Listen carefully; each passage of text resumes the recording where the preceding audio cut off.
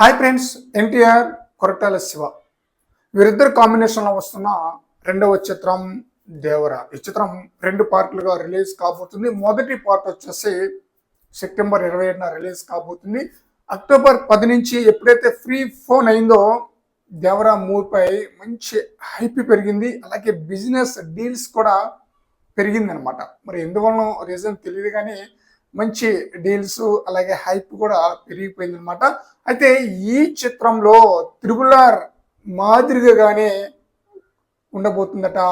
Songs not songs beat కానీ ఆ స్టెప్పులు కానీ మర్చిపోయే విధంగా ఉందా?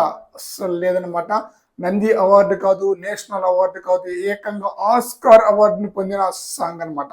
అలాంటి సాంగ్ మాదిరిగానే దేవరా మూవీలో ఉంటే ఎలా ఉంటుంది? అదిరిపోయే స్థాయిలో ఆడియన్స్ ని అయితే ఆకట్టుకోవటం ఖాయం.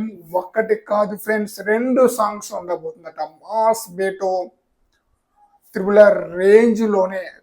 మూవీ యొక్క సాంగ్స్ రేంజ్ లోనే ఉండబోతుందట. ఇక అంతకంటే ఇంకేం కావాలి? మామూలుగా ఉండదనమాట.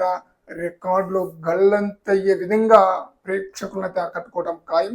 ఈ మూవీకి వచ్చేసి మ్యూజిక్ డైరెక్టర్ అనిరుద్ రవిచంద్రన్ ఈ మధ్య తను మ్యూజిక్ ఇచ్చిన ప్రతి సినిమా కూడా బ్లాక్ బాస్టర్ హిట్ అనమాట. సాంగ్స్ పరంగా అలాగే బీజిఎంస్ పరంగా అదిరిపోయే విధంగా తన యొక్క మ్యూజిక్స్ ఆకట్టుకుంటుంది. అందువలన మంచి మాస్ బీట్ ఇవ్వగల మ్యూజిక్ డైరెక్టర్ కాబట్టి మంచి మాస్ బీట్కి అదిరిపోయే విధంగా స్టెప్పులు వేయగల సత్తా ఎన్టీఆర్కి ఉంది కాబట్టి మనం ఎక్స్పెక్ట్ చేయొచ్చు అనమాట.